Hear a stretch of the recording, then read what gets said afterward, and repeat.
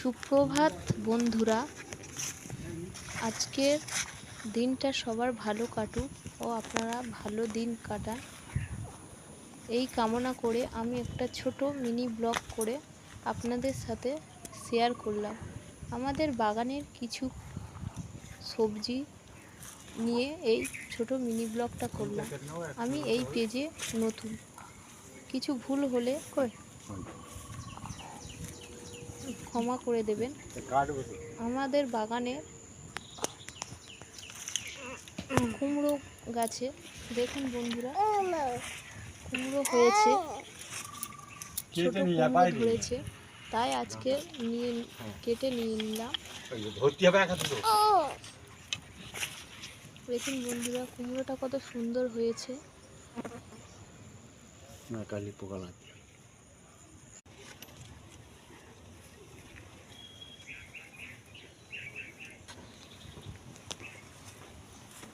আমাদের বাগানে কিছু ঢেঁড়স হয়েছে, ঢেঁড়সগুলো তুলে নিলাম।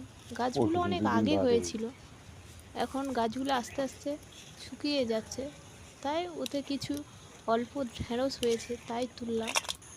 কারণ আমাদের বাগানটাকে দেখুন বন্ধুরা, কচু গাছ, হলুদ গাছ, জাম গাছ, কলা গাছ, এইসব ভরে গেছে পুরো বাগানটাতে। সরু হয়ে যাবে জঙ্গলের মধ্যে তো।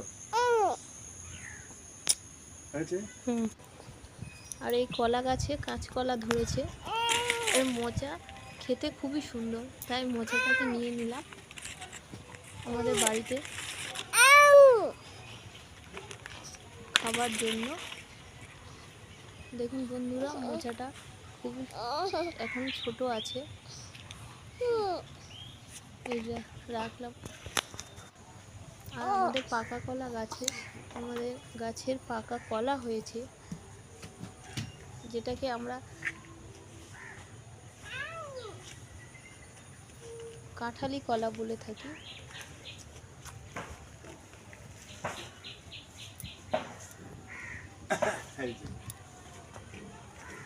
মজাটা করতে হবে বাঙালি।